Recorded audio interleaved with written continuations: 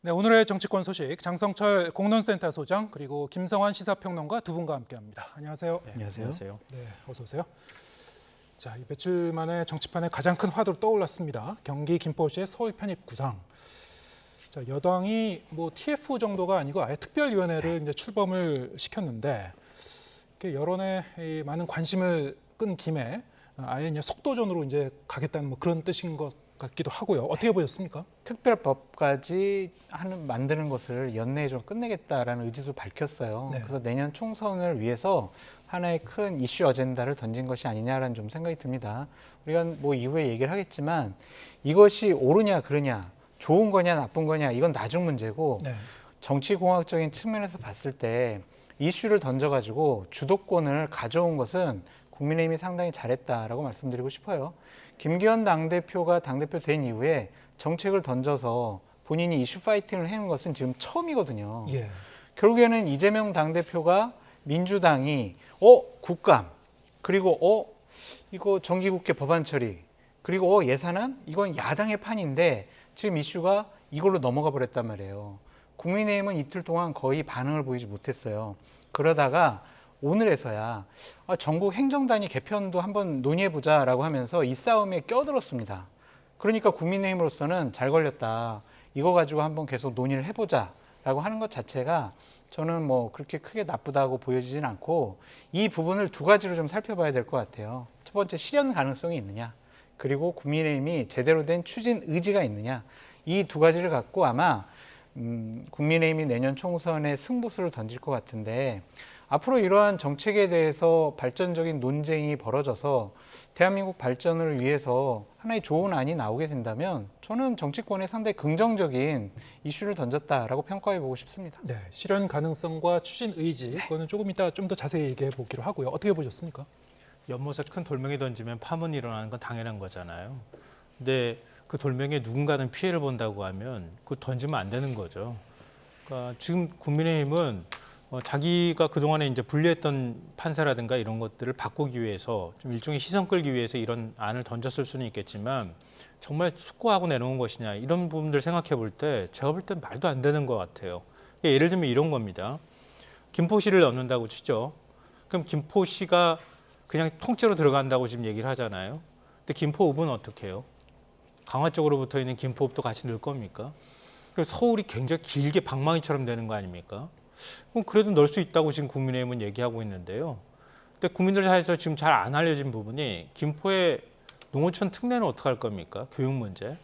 그리고 그럼 김포읍과 관련된 행정구역은 그럼 어떻게 넣을 거예요? 김포구가 된다는 거 아니에요? 그럼 읍은 어떻게 할 거예요? 그것부터 시작해서 풀어야 될 문제가 한두 개가 아닙니다. 그러니까 여러 가지 세제 혜택 문제부터 시작해가지고 세금 늘어나는 건 어떻게 할 건지 정말 동의를 그런 내용까지 전부 다 공개해서 진짜 그래도 찬성할 것인지에 대해서 한번 묻고 싶고요. 그리고 부동산 가격이 올라갈 것이다라고 하는 일종의 이제 욕망을 부추기고 있는 측면도 있는 것 같은데요. 그러면 김포에 사는 사람들은 전부 다 집 갖고 있습니까? 다 아파트 살고 있고 다 서울 근처에만 살고 있나요? 그러면 갖고 있지 않은 2030 세대나 한 40대도 마찬가지지만 집값 올라가면 집 어떻게 삽니까? 그나마 집이 저렴해서 김포로 많은 사람들이 갔던 건데 그럼 그 세대들은 그럼 집값 올라가면 집 사지 말라는 얘기예요. 그것부터 시작해서 풀어야 될 문제가 한두 가지가 아닙니다. 근데 김포만 그러느냐? 서울 인접구역 11개 시군이 전부 다 걸려 있다는 거 아니에요? 그럼 넣겠다고 하면 다 넣어줄 겁니까? 그럼 경기도는 노른자 커지고 난 다음에 그럼 경기도 자체가 없어지는 거나 마찬가지인데 그거 그런 식으로 둘 거예요?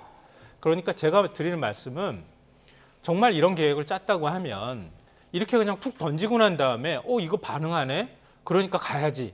이런 방식이 아니라 진짜 국가 플랜을 어떻게 짤 것인지 이런 부분까지 같이 검토를 해서 그래서 가야지. 지금 국민의힘이 급하니까 바늘깨 실도 깨지 않고 그냥 허리에다 묶고 막 그냥 지금 바느질 하겠다고 덤비는 거나 마찬가지인데 전 나중에 가서는 이런 실체가 알려지고 난 다음에는 더 큰 후과를 맞게 될 것이다 이렇게 생각합니다. 그러니까 김성환 평론가님이 말씀하신 것은 과연 실현 가능성이 있느냐 그 부분이잖아요. 그 부분은 여야가 이제 논쟁을 통해서 보다 합리적인 방안을 마련하면 될 것 같아요. 전문가의 공청회, 토론회, 여야 간에 입법을 했을 때에 여러 가지 상임위 차원에서 검토가 이루어질 거란 말이에요. 그래서 부작용이 우려되는 부분은 최소화시키고 긍정적인 부분을 확대시키면 된다. 이거는 나중에 문제다라고 좀 말씀드리고 싶고, 제가 드리고 싶은 말씀은 뭐냐면 정당이 이슈를 던져가지고 여러 가지 토론과 논쟁을 벌이는 것을 두려워해서 이슈를 던지지 말아라, 돌멩이를 던지지 말아라, 그렇게 말씀하셨는데, 지난 총선이나 대선을 보면요, 정당에서 큰 이슈를 던진 정당이 논의를 주도해갖고 결국에는 선거에서 승리했습니다. 고 노무현 대통령 행정수도 이전 꺼냈어요. 그거를 당시 한나라당 이회창 후보는 막기 위해서 되게 무리수를 많이 뒀거든요. 그러니까 그러한 부분들, 이명박 대통령 때 4대강, 그리고 한반도 대운하, 그리고 뉴타운, 이런 걸 갖고 지방선거, 총선, 대선 다 이겼습니다. 그러니까 제가 말씀드린 건 이러한 부작용은 충분히 나중에 논의될 것이고, 이렇게 정당에서 어떤 정책적인 이슈를 내세운 것 자체를 부정적으로 볼 필요는 없다. 그렇게 말씀드려요. 그러니까 선거 공학적으로 바라보면 말씀하신 게 그 설득력이 있는 논리일 수 있다고 생각해요. 그건 저도 인정. 근데 그 다음에 그럼 정치는 무엇을 해야 하는가? 논의를 해야죠, 이걸 갖고. 책임을 갖고 논쟁을 해야 되는 거죠. 네. 하더라도 던지더라도 책임이 뒤따르는 상황 아래에서 던져야 되는 거예요. 또 국민의힘 과연 책임질 자신이 있는가? 이건 제가 묻고 싶고요. 나중에 가서 안 되니까 이거 반대하니까 추진하기가 좀 어렵겠네요. 그리고 슬그머니 다시 걷어들여요. 이런 방식은 좀 안 된다. 이런 생각 들고요. 국민도 그렇게 바보가 아니라 생각하고요. 국민의힘에서는 뭐 2008년 총선 때 뉴타운의 추억을 갖고 있는 것 같아요. 그때하고 지금하고는 상황이 완전히 달라요. 왜냐하면 2007년 대선 때 정동영 후보가 거의 참패를 했잖아요. 2008년 총선이었던 거예요. 투표율도 46%밖에 안 나왔어요. 그만큼 민주당 성향 지지자들이 투표장으로 안 나갔던 상황에서 국민의힘은 대승을 거뒀거든요, 당시에. 그걸 지금하고 동열에 비교할 수 있느냐, 이런 생각이 들고요. 그리고 당시에는 2007년 서브프라임 모기지 사태가 터졌어요. 그래서 경제에 굉장히 불안하다고 느끼는 상황이었기 때문에 이명박 정부에다 힘을 실어줘야 되겠다고 하는 국민들의 생각들이 깔려 있었다, 이렇게 생각하고요. 뉴타운 같은 경우가 딱 지금과 같은 부동산 그 욕망들을 자극하는, 개발 심리를 자극하는 건데요. 그때 뉴타운은 서울의 소외된 지역, 개발에 소외된 지역부터 반응하기 시작했던 거예요. 그리고 서울 전 지역이 다 뉴타운이라는 얘기가 나올 정도로 서울 전 지역에 뉴타운을 만들겠다고 공약을 사실은 했었어요. 그러니까 유권자들이 반응할 수 있었는데, 서울 편입이라고 하는 거, 서울 인접 지역에 있는 주민들은 일부 반응을 할 수가 있겠지만 그것조차도 서울에서 만약에 선거에서 진다 그러면 어떡할 거예요. 그러니까 서울 사람들이 거기에 대해서 제대로 반응을 별로 저는 앞으로 안 할 것 같거든요. 그리고 서울 인접 지역 안에서도 지금 서울 강남 강북 나눠지듯이 나눠질 거예요. 그러니까 책임 정치라고 하는 측면에서 이슈를 던지는 거 공학적으로는 있을 수 있는 일이겠지만, 지역 주민들의 갈등을 조장하고 사회 갈등을 조장하는 이런 방식으로 이슈를 던지는 건 매우 무책임한 행동이다, 이렇게 생각합니다. 아니, 그런 예. 논쟁을 던져가지고 정치권에서 논의를 하고 알겠습니다. 국민들이 반대하고 부작용이 많으면 안 하면 되는 거예요. 그게 정치와 국회가 할 일이라니까요. 지금 그걸 두 하지 분이- 못하라는 건 말이 안 되죠. 지금 두 분이 말씀하시는 게 좀 약간 평행선을 계속 달리고 있는 것 같아서 이번 이 김포시의 수도권 편입 이슈는 뭐 여러 가지 이제 세부적으로 이 논점이 많은데요. 이를테면은 주변의 다른 인접 도시들과의 형평성은 어떻게 풀어갈 것인가, 그리고 이제 국토 균형 발전이라는 커다란 그런 그 네. 시점에서 봤을 때 이게 좀 우리가 차근차근 좀 종합적으로 검토해야 되는 거 아닌가, 뭐 여러 가지 관점이 있을 수 있습니다. 그런데 아까 말씀하신 대로 그렇다면은 그 이 이슈 자체가 좀 더 확산이 돼서 부동산 시장에는 어떤 영향을 주고 혹시 주민들이 좀 들썩들썩하고 이렇게 되진 않겠는지, 이건 사실 시장이 그 현실적인 가능성을 보고 좀 더 냉정하게 판단할지도 모르겠다는 생각이 드는데요.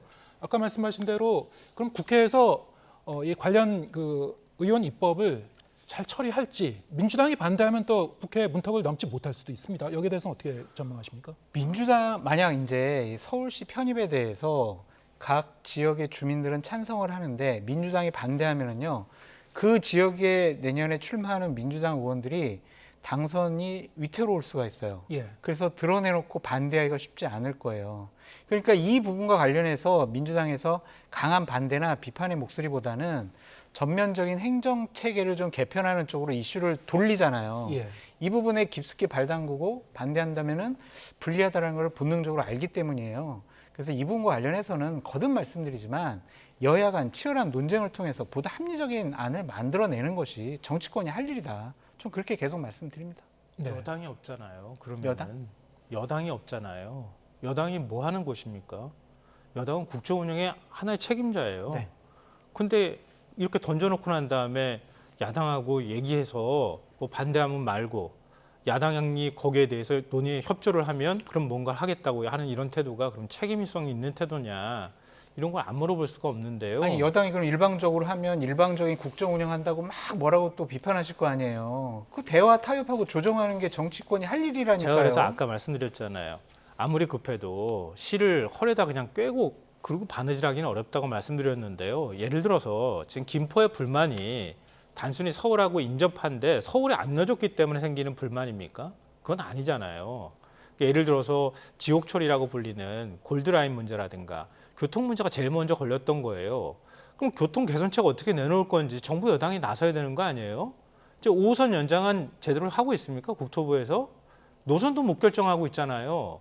그런 지역 갈등부터 조정할 생각은 안 하고 그거 냅두고 그냥 서울에 들어오면 다 해결될 것처럼 얘기하는 것만큼 무책임한 게 어디 있어요? 그럼 대한민국에 그럼 다 서울로 들어오면 되게요? 그리고 이렇게 넣다 보면 각 지역에서 계속 갈등이 생길 거예요. 지자체장들이 국민의힘 소속 같은 경우에는 오히려 막 분위기 조장하면서 오히려 서울로 가자 이렇게 사람들을 막 몰고 가면서 끌고 갈 텐데 나중에 가서 그게 꼭 갈등의 요인이 될 가능성이 매우 높고요. 이렇게 해버리면 여기서 소외되는 경기 지역, 그리고 제일 먼저 제가 볼 때는 충청권 지역이 먼저 반응할 가능성이 높아요. 충청권 지역 소외된 거 그건 어떻게 할 겁니까? 충청권 지역도 같이 들어오겠다고 하면 넣어줄 거예요? 어떻게 할 거지? 그러니까 저게 전형적인 반대를 위한 반대의 논리예요. 이게 어떻게 반대를 위한 반대 논리입니까? 그러한 논의를 해보는 게 정치권이 할 일이라니까요. 그러면 순서대로 해야 될 거 아니에요? 어떤 순서대로. 먼저 이슈를 던져가지고 정치권에서 입법안에 대해서 논의를 해보는 것이 순서에 맞지. 그러면 가만히 있어요? 아니 아무런 그게 정책 아니라 제안하지 제가 말아요? 말씀드렸잖아요. 교통 문제 어떻게 해결할 건지 이런 문제부터 얘기해야 되는 거 아니에요? 알겠습니다. 이거는 해결하고 사실 있잖아요. 그 세부적인 내용은 앞으로 이제 시간을 두고 여야가 이제 머리를 맞대고 논의해야 될 그런 문제인 그럼요. 것 같고요. 그러면 두 분께서는 이 정치공학적인 관점에서 봤을 때라도 뭐 두 분이 정치평론가시니까 이 의제를 먼저 설정한 여당 쪽에 도움이 될 거라고 보십니까? 전 도움이 될 거라고 봐요. 그러니까 만약에 근데 추진하다가 중간에 흐지부지 되면 어떻게 됩니까? 그건 이제 나중 일이 되겠죠. 아까도 총선까지는 말씀드렸지만 그러니까 이게 결론은 못 질 거다 그렇게 보시는 거죠? 그렇죠. 총선 이후에 아마 예. 입법안이 논의되고 막 국회에서 통과될 거예요. 네. 그러니까 그런 것들은 이제 총선 이후의 문제인데 거듭 말씀드리지만 지난번 대선 때 민주당 이재명 당대표가 기본소득과 관련해서 문제 제기를 했잖아요. 예. 그 관련해서 윤석열 후보는 이러한 부분에 대해서 본인의 아젠다나 여러 가지 정책을 내놓지 못했단 말이에요. 그러니까 국민의힘에서 입장에서는 기본소득이 잘못됐네, 잘됐네, 기본복지가 잘못됐네, 잘됐네 이런 식으로 그냥 이재명 당대표 얘기를 비판하는 쪽이었거든요. 그러니까 그러한 이슈의 장으로 국민의힘이 민주당을 끌어들인 것 자체는 총선 전략상 상당히 유효타가 아니었느냐라는 생각이 듭니다. 자, 이 이슈가 총선까지 앞으로 이제 5개월 정도 남았는데 상당히 이제 폭발성 있는 파괴력 있는 이슈로 계속 끌고 갈 수 있을지 아니면은 이 파괴력이 아니고 그냥 휘발성으로 순식간에 사라질 수도 있는 이슈인지 어떻게 전망하십니까? 저는 이거 총선 때까지 끌고 가기 쉽지 않다고 생각해요. 예. 그러니까 일단 서울 시민들의 반응이 중요할 것 같고요. 그다음에 지금 서울에 편입되고자 하는 그런 지자체들의 주민들의 반응이 어떻게 나오는지 이런 것들이 나올 것 같고요. 뭐 지금 지방시대위원회 앞세워서 제가 볼 때는 공교롭게도 이렇게 딱 맞춰가지고 지방시대위원회에서 지역 균형 발전 얘기하고 뭐 교육 대책 내놓고 이렇게 하는데 서울을 기준으로 해서 생각해 보면 오늘 OECD 발표 나왔잖아요. OECD 국가 중에서 수도권 인구 비중이 제일 높은 나라가 한국이에요. 50%예요. 근데 서울을 메가시티로 만들어서 발전시키겠다고 하면 대한민국의 자원은 제한돼 있는데 지역 균형 발전 될 수 있겠습니까? 그러니까 아마 지역에서는 전부 다 고개 절레절레 흔들고 있을 거라고 저는 생각하거든요. 그러니까 그거 억지로 지금 물타기 하려고 대통령이 나서서 지역 균형 발전 얘기하고 있는 건데요. 그 실체가 저는 곧 드러날 거라고 생각합니다.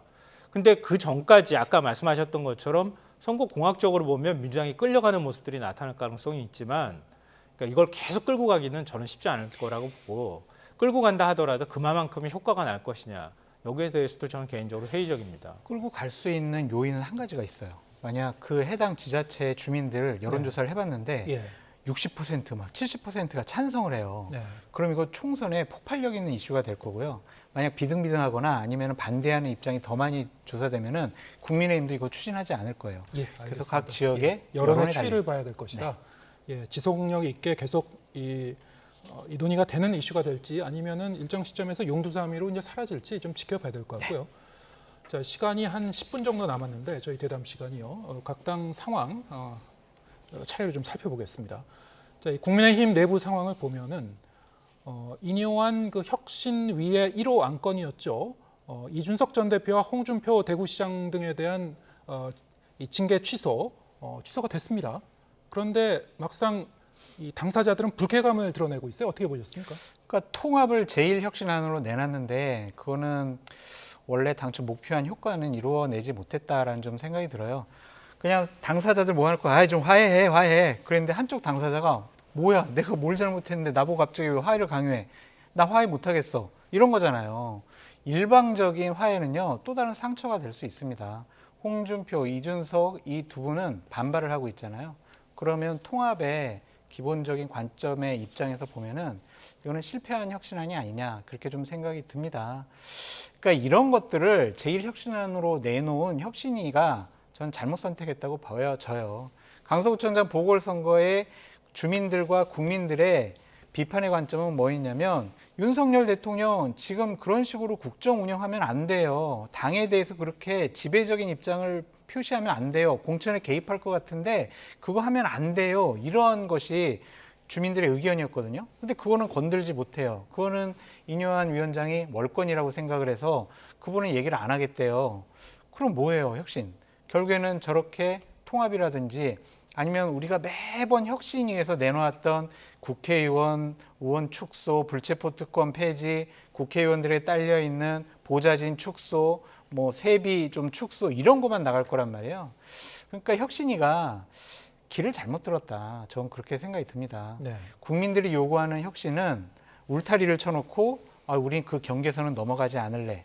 이것은 혁신위가 무용지물이다. 의미가 없다. 전 그렇게 평가하고 싶어요. 네. 근데 또 다른 한편에서는요. 그 인요한 위원장이 취임하고 나서 얼마 되지 않은 기간 동안에 정치부 기자들의 주목을 좀 한몸에 받았거든요. 여러 가지 이슈를 만들어내기도 하고 그의 발언이 많이 주목받아서 기사화되기도 하고 아까 말씀하신 대로 정치권에서는 그게 좋든 나쁘든 간에 일단 이슈 파이팅 하는 게 중요하다는 취지로 말씀하셨는데 그런 점에서는 좀 주목을 끈 거 아니겠습니까? 어떻게 보셨습니까? 그러니까 지금 뭐 아까 김포시 서울 편입 문제 가지고 얘기했던 거랑 정반대 얘기를 해야 되는 상황인 예. 것 같은데요. 그러니까 국민들의 시선을 끈 건 맞죠. 그 시선을 계속 끌고 가고 싶어 할 거예요. 그러니까 혁신위가 그동안의 국민의힘이나 윤석열 대통령이 가지고 왔던 윤심 논란이나 이런 인식들이 있었는데 그 자꾸 지금 덮는 역할을 하잖아요. 국민의힘한테 곱게 화장을 지금 해주고 있는 상황인 거 아닌가 그렇게 생각하는데요. 화장이야 늘 하고 있을 수 없으니까 금방 지워지고 벗겨질 수밖에 없는 상황인데요. 그러니까 결국은 그 역할밖에 주어지지 못했던 한계가 그대로 지금 나타나고 있다 이렇게 생각합니다. 말씀하셨던 것처럼 인요한 위원장 입에서 당대표하고 대통령 권한 나 침해할 생각 없어라고 말 나오는 순간 혁신위는 더 이상의 권한을 가지고 움직이기 어려운 한계를 가지고 있었다. 네. 그걸 스스로 자백하는 거나 다름이 없는 얘기라고 생각합니다. 앞으로 뭐 여러 가지 대책은 내놓겠지만 근본적으로 당을 혁신하는 대책은 나오기 어렵다 이렇게 생각합니다. 예, 그럼요. 핵심적인 것 두 가지를 한꺼번에 여쭤보겠습니다. 그러면은 지금 징계를 취소했습니다만 네.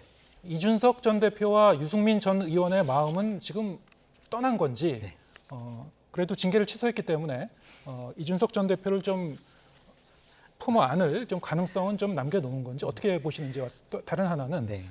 월권을 하지 않겠다 인요한 위원장이 그 얘기한 부분. 자 그렇다면은 뭐 이 중진 의원들의 험지 출마라든가 여러 가지 것이 현실이 되더라도 네. 그 빈자리에 누가 들어오냐가 이제 관건 아니겠습니까? 그렇죠. 근데 오늘 한 언론과 인터뷰한 걸 보니까 네. 검찰 출신 공천은 상상할 수도 없는 일이라고 이렇게 또 얘기를 했어요. 인요한 네. 위원장이. 어떻게 좀 더 나아가서 좀 선을 긋고 좀 막을 거라고 보십니까? 어떻게 보십니까? 그러니까 두 번째 문제부터 말씀드릴게요. 인요한 혁신위는 12월 말까지 거의 2달간 활동 기간이거든요. 그 이후에는 공천관리위원회가 거의 전권을 행사할 거예요. 누구를 공천을 탈락시키고 공천 주고 다 거기서 결정합니다. 인요한 위원장이 옛날에 그런 말을 했어. 근데 우리는 총선 전략상 이게 맞는 것 같아라고 하면 그렇게 결정하는 거예요. 이인영 위원장이 상당히 옳은 말, 원칙적인 말, 좋은 말씀 많이 하고 계세요. 저대로 되면은 국민의힘 괜찮을 것 같아요. 권한이 없어요. 그냥 제안만 하시잖아요. 저런 의견 안 받아들이면 어떡할 거냐고요. 그때 이인영 위원장이 혁신위원장 아닌 상황이잖아요. 뭐 할 수 있겠어요. 그러니까 저거는 그냥 원론적인 구두선이다라고 말씀을 드리고, 이준석, 유승민 이 두 분이 윤석열 대통령 비판하고 김기현 당대표 국민의힘 비판한 게 나 사면해줘, 나 포용해줘, 이것 때문에 한 건 아니잖아요. 그렇죠. 예. 대통령 국정운영 바꾸세요. 국민의힘 이렇게 가면 안 돼요. 이거를 요구했는데 이거는 하나도 건들지 않고 있잖아요. 그럼 이분들이 사면해줬으니까 예, 감사합니다. 제가 그러면 앞으로 비판 안 하겠습니다. 저 당 후보 공천 주시면요, 제가 열심히 해보겠습니다. 이러진 않을 것 같고요. 네. 저런 상황이 계속이 되면 신당 창당할 가능성이 51%가 넘는다라고 네. 말씀드립니다. 예. 김종인 전 위원장도 좀 많았더라고요. 자, 신당 창당에 한 발짝 더 다가선 셈이다. 오히려 이렇게 평가해 주셨습니다. 어떻게 보셨습니까? 신당 창당으로 말하자면 이준석 전 대표는 저는 갈 가능성이 높아지고 있다 이렇게 생각하는데요. 예. 유승민 전 의원은 아직도 이제 망설이고 있다 이렇게 생각해요. 왜냐하면 이준석 전 대표하고는 처지가 완전히 다르잖아요. 유승민 전 의원은 사실 대선에 출마했던 사람이기도 합니다. 정치적 무게감도 다르고요. 그리고 당 밖으로 나갔다가 배신자 프레임 때문에 지금까지 고생하고 있잖아요. 근데 차기 만약에 윤석열 대통령하고 계속 맞서는 상황이 벌어지고 있는데, 아마 이렇게 계속 맞서다가 어느 순간 대통령 지지율 더 떨어지고 레임덕 얘기 나오면 자연스럽게 유승민 전 의원한테 시선이 쏠릴 가능성이 있어요. 저는 충분히 그럴 자격도 지금 갖추고 있다고 생각하거든요. 그렇기 때문에 가급적이면 당에서 금방 뛰쳐나가는 선택을 하기는 쉽지 않다. 그러니까 최대한 하여튼 숙고하고 마지막까지 가는 상황까지는 결정을 미룰 것이다 이렇게 생각하고요. 이준석 전 대표는 좀 달라요. 제가 볼 때는 굉장히 독특한 정치인이기도 하고요. 그리고 지지난 전당대회 있죠. 전당대회 때 당대표 당선될 때도 사실 당선되리라는 예상하기가 쉽지 않았잖아요. 그런데도 그 판을 만들었단 말이에요. 그런 면에 있어서 단순한 인지도의 문제뿐만 아니라 정치적으로 여러 가지 자신 나름대로 어떤 기술적인 부분들도 있고, 또 이대한 갈라치기 했던 것처럼 지지 세력도 일정 부분 가질 수 있는 여건이 돼 있어요. 그리고 안 가져도 그만일 정도로 저돌적인 측면을 보여줘도 되는 상황이기 때문에 만약에 뛰쳐나간다고 하면 이준석 전 대표가 먼저 나가서 판을 만드는 작업을 할 가능성이 있겠다 이렇게 생각합니다. 예. 이인영 위원장의 이 검찰 공천설 관련 발언은 뭐 별로 큰 의미 부여하지 않습니까? 이철규 의원이 인재영입위원장 딱 가는 순간 저는 공천하겠구나 이렇게 예. 저는 생각했어요. 예. 알겠습니다. 지금 시간이 뭐 거의 안 남았는데 그래도 이제 민주당 얘기도 좀 잠깐 좀 해보겠습니다. 민주당 같은 경우에는 지금 총선 그 기획단 네. 사실상 친명계로 꾸려진 거 아니냐. 그럼요. 그리고 좀 이 비명계 쪽에서는 걱정이 좀 한걱정인 것 같아요. 뭐 공천 학살 관련 뭐 여러 가지 이제 풍문이 좀 돌고 있는 것 같고 어떻게 보고 계십니까? 그러니까 의지를 표현한 거죠. 친명 체제로 계속 내년 총선 치르겠다라는 거예요. 그러니까 지명직 최고위원도 이재명 당대표 친명에 가까운 분을 임명을 했고, 또한 공천기획단도 이런 식으로 선임을 한 거 보면 비명계 배려는 없어. 꿈도 꾸지 마. 그러한 선언을 한 것이 아닌가라는 좀 생각이 드는데, 솔직히 말씀드려서 총선기획단은 아무런 권한이 없어요. 이것도 네. 제한기구고, 민주당에서는 공천심사위원회가 네. 그 12월 말이나 1월 달에 뜰 거예요. 거기에 이제 심사위원장 누가 되냐, 위원 누가 되느냐, 그렇게 보면 진짜 정말로 비명계 나가라는 소리인지, 아니면 작은 차이 극복해서 비명계랑 손잡고 총선 승리를 위해서 노력할 건지 그때 상황 보면 될 것 같은데, 지금 이재명 당대표가 하는 행동들을 보면 말따 행따예요. 말따로 행동따로. 네. 말로는 비명계 같이 가자 그러고 행동은 비명계를 자꾸 배제시키는 쪽으로 나가고 있거든요. 그래서 저는 이재명 당대표가 야당 당대표는 할 수 있지만 통 큰 정치인, 정치 지도자로서는 자격이 없는 사람이다. 그렇게 평가하고 싶습니다. 예. 그런데 뭐 총선 기획단에서 뭐 공천 관련 뭐 규정을 좀 손질을 하고 좀 제한할 수는 있을 것 같은데요. 제안하죠. 이를테면 여론조사에서라든가 아니면 경선 과정에서 자기 소개 이재명 대표와의 이 관련성을 적시하지 못하도록 하는 그런 방안, 뭐 이런 거는 충분히 가능할 것 같고 과거에도 그랬고 이런 거는 비명계 달래기에 별 의미가 없을 것 같습니까? 아니요, 가능한 일이죠. 왜냐하면 그러니까 당원하고 여론사 비율이 5대 5잖아요. 그러니까 기존의 기준으로 보면 당원들의 판단은 아마 이미 섰을 가능성이 있겠지만 여론조사하는 과정에서는 이재명 대표하고 가까우냐 마냐 이 부분도 중요할 수 있잖아요. 그러니까 그런 부분은 얼마든지 뭐 이미 거론되고 있는 상황인 것 같고요. 그래서 이재명 대표 이름 팔지 마라 이렇게 얘기는 할 수 있는데요. 전 비명계가 좀 구차하다는 생각을 해요. 그러니까 총선 개입당 꾸리는데 사무총장 배제하고 어떻게 합니까? 그럼 사무총장 비명계로 임명하고 중립적 인사 임명하면 그러면은 더 이상 불만 얘기 안 할 자신이 있어요? 그 뜻은 저는 아닌 것 같아요. 자기들 공천 달라고 계속 지금 소리 지르는 거예요. 근데 당이 어떤 방식으로든 계속 자기들이 목소리를 내므로 인해서 갈등에 휩싸인다는 생각은 왜 안 하느냐. 그냥 공천 하나 받는 게 최선의 지고지선한 목표가 되어 있는 이런 상황에 대해서 저는 그렇게 썩 호의적으로 평가하지는 않을 것이다 이렇게 생각하고요. 총선기획단의 외부 인사가 누구냐가 제일 중요하잖아요. 왜냐하면 당직을 갖고 있는 사람들인데 외부 인사, 저도 아는 사람들이 있지만 그러니까 친명계다 이렇게 분류하기 어려운 사람들 여러 명이에요. 근데 그걸 가지고 어떻게 친명기획단이라고 표현합니까? 그것도 당사자들 입장에서는 좀 모욕적으로 받아들여졌을 것이다 이렇게 생각합니다. 다만 아까 우리가 이제 서울 편입 문제 얘기했었잖아요. 그런 것처럼 친명 지도부도 반성해야 된다고 저는 생각해요. 그러니까 지금 대한정당으로서 수권정당으로서의 모습을 민주당이 못 보여주고 있잖아요. 민주당한테 좋은 점수 주기 어렵다고 하는 국민들이 상당히 많을 거예요. 그럼 뭔가 국민의힘에서는 어떻게 해서 살기 위해서 발버둥 치는 모습이라도 보인다면 민주당이 드러누워서 이렇게 해야 되느냐. 민주당도 뭔가 전국에 있어서 끌고 갈 수 있는 정도 힘이나 이슈를 던질 만한 능력을 보여줘야 한다. 민주당도 저는 뭐 총선 준비하는 것도 준비하는 거지만 민주당의 전략 단위가 제대로 꾸려져서 제대로 좀 총선 준비하는 모습을 보여줄 필요가 있다 이렇게 생각합니다. 예, 민주당도 앞으로 남은 기간 동안 총선까지 얼마나 새로운 의제를 설정해 나가고 이슈 파이팅을 하는지 좀 주목해 보도록 하겠습니다. 장성철 공론센터 소장, 김성환 시사평론가 두 분과 함께했습니다. 고맙습니다.